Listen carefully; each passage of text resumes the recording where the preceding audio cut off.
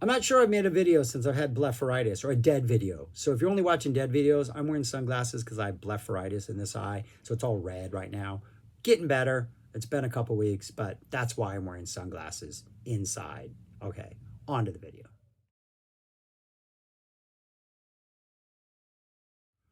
What's up, people? I'm Shaggy, the Opinionated Hippie, finishing my deep dive into 1968, the official releases from the Grateful Dead live material from this year. I have two releases only because one is really short. And then I will talk about these two releases. They're both from 1968. And then I will rank them among the other 68 things I've done. And then later on next week, we will start a new year. Not sure what year I'm doing yet, but if you have a suggestion, drop it in the comments. But yeah, two releases. I'm going to go in order from my least favorite to my favorite. So anyways, yeah, let's get on to number 2. It is this. The first of the two releases, or the second ranked of the two releases, is from a book called Grateful Dead Origins. There was a 40 minutes segment of material from the August 21st, 1968 show, 4 songs. I think this also might have got a separate release. This is I don't want to use the word average because 68, I like 68, and so average is good, right? It's not like average, it's good average. But this is kind of your typical 40 minutes of 68 Dead. I think each of these songs has better versions of it out there from 68. It's not a bad listen by any stretch. The sound is actually pretty good, but I don't know if there's anything particular that demands that you listen to it. The first track is Dark Star, about a 15-minute Dark Star. Probably the highlight of this is like there's some nice keyboard action going from Pigpen. It seems like Pigpen kind of gets lost in the mix a lot of the times if he's not up in center in a Pigpen song. But some of his keyboard work is pretty cool. He's got this cool little theme that pops up in the Dark Star. During the jam between verses, Jerry kind of keeps returning to the Dark Star theme a lot. That's kind of like we'll hit that theme and toy with it and then kind of go off and then come back to the theme. It's a pretty restrained Dark Star, all things considered, but I think it's pretty tasty. That goes into a Saint Stephen that has a great... The jam from Saint Stephen into the 11 is absolutely fantastic. This is one of those early Saint Stephens that has the William Tell section, the extra lyrics towards the end. But that segue from post those vocals into the 11 is phenomenal.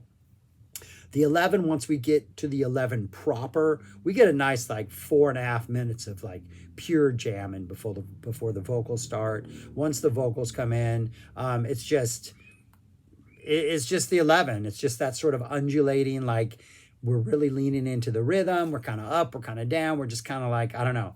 It's a fantastic 11. It's an 11-minute 11. Pretty good stuff. And then you kind of can start to hear, like, as we build up towards the next song, which is Death Don't Have No Mercy, there's this weird tension between building the intensity of the 11, but like pulling it down for like the segue into Death Don't Have No Mercy. So it's kind of a cool little like balance that they're doing there. And then they slide into a pretty decent Death Don't Have No Mercy. 40 minutes of Dead, in no way is it bad, but is it no way what I say is it essential listening. Just a solid little chunk of 68 Dead. That would be my number 2 of these two releases, Grateful Dead Origins. And my number 1 of these two is Two from the Vault. August 24th, 1968, Shrine Auditorium, Los Angeles. This was one of the very first archival releases the Dead ever did, way back in 1992. There was great excitement when this came out. I remember being greatly excited when this came out. I think I bought it at Tower Records down in Berkeley. I don't think the other two music stores did not have this immediately. I think we hit them up and then we went to Tower and Tower had it.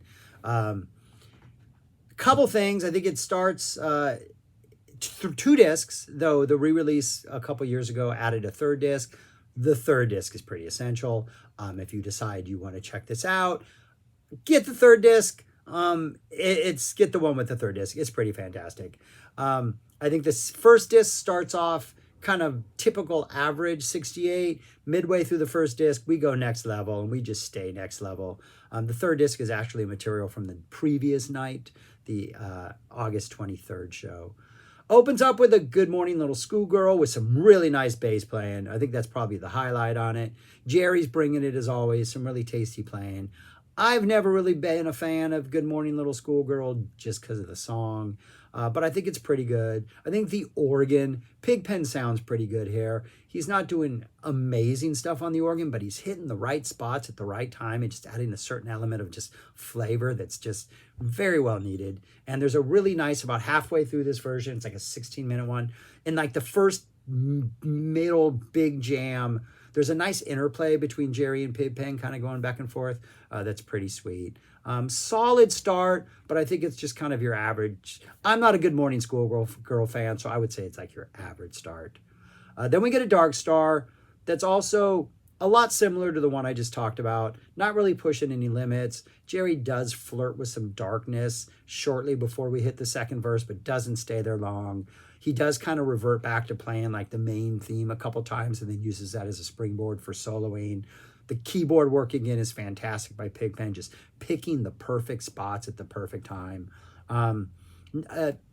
Not the most incredible Dark Star, but it's really good. Really, I mean, it's a good listen. It's tasty. It does what a 1968 Dark Star should do. That goes into St. Stephen. This is with the William Tell lyrics at the end. Pretty normal St. Stephen. But then once we get to the 11, we're just like, we just go up a level. Like everything is like, we're warmed up, the sweat's pouring, the fingers are loose. Like, let's just put the pedal to the metal and take off. It's absolutely fantastic.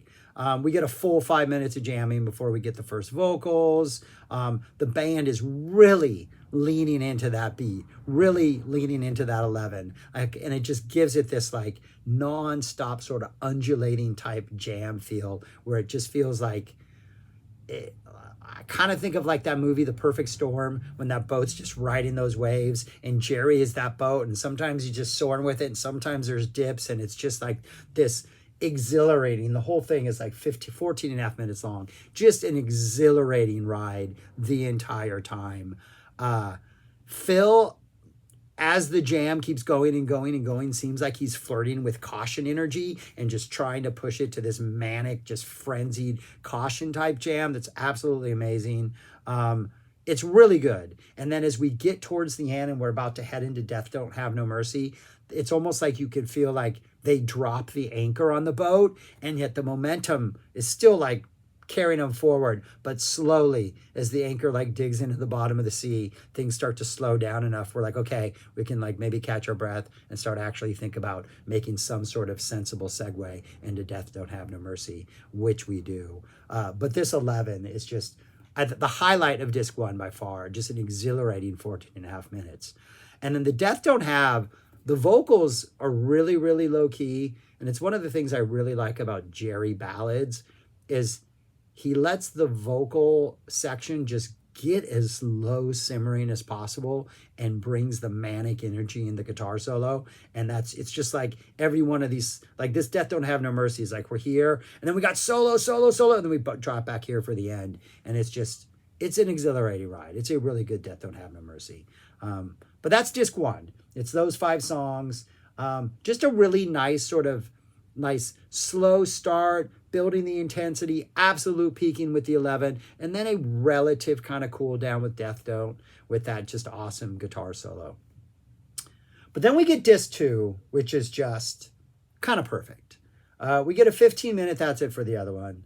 That goes into a 15-minute New Potato Caboose that almost bears no resemblance to the New Potato Cabooses that I reviewed from earlier in the year, which definitely had more of a swaying kind of like this New Potato Caboose is dynamic and attacking, and just there is so much energy in it. It almost doesn't resemble a caboose. That goes into a Love Light, then that goes into a Morning Dew. It's all, I think the Love Light ends, I think the Morning Dew is afterwards, but it's all amazing.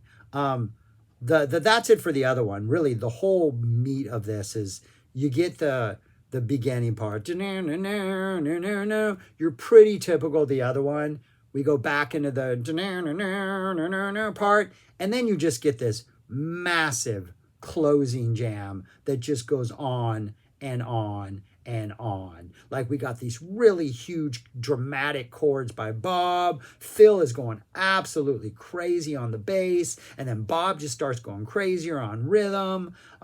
It is just absolutely amazing. Right before we head off into like New Potato Caboose, they like bring it down just to like, hey, we're not going to go rushing into New Potato. We're going to let things come down. But before they let it come down, we got a good like just 7 minutes of pure pedal to the metal exhilaration where they're just riding this closing jam. And it's, the sound is so good, and it's just like, you can pick out everything Bob's doing that's just like somehow shouldn't work, but it does. And Phil's absolute manic, and Jerry's just somehow just soloing like a madman between this, and the drummers are going crazy. Just an absolutely perfect. That's it for the other one. That goes way down as we head right into New Potato Caboose, and they let the New Potato kind of just like slowly like come into view and slowly like gather the energy. It's just absolutely beautiful. Jerry starts pretty heavy when they actually start the jam in this after the vocals, but then Phil just comes in even louder, and it's just like pushing the jam energy in a way that like a New Potato normally doesn't get pushed. And it just like, it goes on and on and on. I don't like the way I'm talking about this.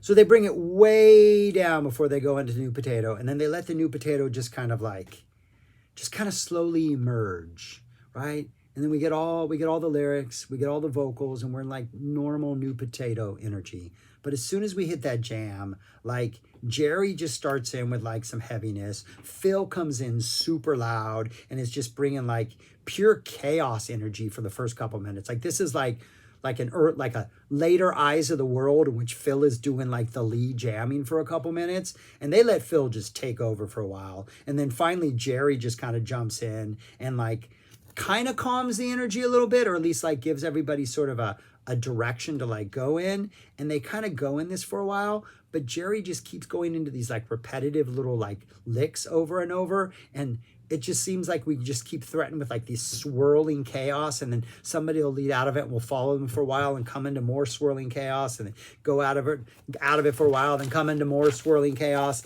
It's just this incredibly dynamic New Potato that I think a lot of like the earlier New Potatoes, we generally stayed in the same sort of like almost gently like throbbing type vibe. This one has the ups and downs of like the 11, and it's like gets super intense and kind of calm, and super intense and kind of calm, and it's like a roller coaster ride that has a lot of corkscrews on it, and you're never sure you're actually going to come out of those corkscrews, but you always do, and then you got another one waiting for you down the line. Absolutely fantastic New Potato Caboose. That goes into a Love Light that starts off super calm. Like they recognize that the New Potato was the ride, and Love Light needs to be a little bit calmer. So they kind of bring it down a little for the first vocals. The first jam is 100% where it's at. It's an absolutely exhilarating jam. And the whole thing is 17 minutes long. So your average length, Love Light, a little bit longer, I think, for 68, if I'm not mistaken, by a couple minutes. But it's that first jam is great. Once we get out of that first jam, it's a lot of vocal oriented stuff and a lot of jamming around Pigpen's vocals, or just the drums and them jamming out. But yeah, it's the first jam in this that truly brings home the bacon. I'm not a Love Light fan but a pretty decent Love Light. And then we get an absolutely aggressive, high energy, great Morning Dew. I love the Morning Dews from this era. It seems like the closer we are to the 60s, when that threat of sort of nuclear destruction was like very real for people, the Morning Dews have this urgency, like, we got to solve this problem now. And then as time goes on and we get to the 70s, 80s, and 90s, it's like, it's a problem, people. We got to worry about it. And then as we talk about it more and more, and the solo happens and the intensity comes, and then like, but it just doesn't matter anyways, does it? But yeah. And there's no ending, because as Jerry's about to peak in his solo, they cut the electricity. And so we don't get an actual climax to the song, which somehow works. Really fantastic set of music, even though we don't get it finished till Morning Dew. And then the bonus disc has an alligator, which is like, what, 17 minutes long, 19 minutes long, a caution at 12 minutes long, and a feedback. The alligator is a beast. We get your typical alligator, right? We get alligator for about 3.5 minutes. We get drums for 3 minutes. Jerry comes back in as the drummers are playing and Jerry's kind of playing. Then we drop into that full band explosion right around the 10-minute mark. And the next 8.5 minutes is just pure jam heaven. Phil again seems to be pushing that caution energy early in this jam, but the band is resisting. Like, we're not going there yet. We got things to say. And it just seems like this is one of those jams that just doesn't want to end. And every time it seems like they're going to bring it into caution, somebody's like, no, we're still going. And they just keep pushing it for 18.5 minutes. Finally, we go into caution. Pretty typical caution in that it's just absolutely crazy. There's this great, all you need jam in which just everybody in the band is yelling all you need for several minutes. Absolutely exhilarating. We get this weird sort of space psych jam around the 7-minute mark. Bob starts striking these really harsh chords, and Jerry's just like holding these notes among the chords, and the contrast between Bob's starkness and Jerry's like elongated psych bends. It's just psych perfection. But flirts with chaos. We kind of get a flurry of noise toward the ends, like things are going to fall apart, but we manage to keep it together long enough to allow things to like slowly kind of like descend into the noisy chaos that is feedback. And feedback at a short 4 minutes seems like we need more feedback. But yeah, this is a fantastic listen. So where would I rank these? I have Grateful Dead Origins down at number 5. Again, 40 minutes. It's decent. It's not bad in any way, shape, or form. I just think there's better stuff up there. And I have the 2 from the Vault at number 3. That Road Trips, those 2 shows from February, I just think there's an intensity to them that is just a little more, I don't know if dangerous is the right word, but it's just on the edge, or it's just hitting something for me that 2 from the Vault is fantastic, but I really think it's like that second disc and even that bonus disc helps lift it up a little. But yeah, I think these are all, I think the top 4 are all great listens. The only one that's kind of an would be that shorter 40-minute one. But yeah, there's my cat. But anyways, yeah, that's what I would rank them. And I do believe that at this point, that is the end of the 68 material. So yeah, 5 releases. If you're going to only get one, check out that Road Trips one first. It is absolutely fantastic. But yeah. All right. That's all I got. Thanks for watching. Subscribe, like, share, comment, do all those things. And yeah. All right. Peace. Talk to you later.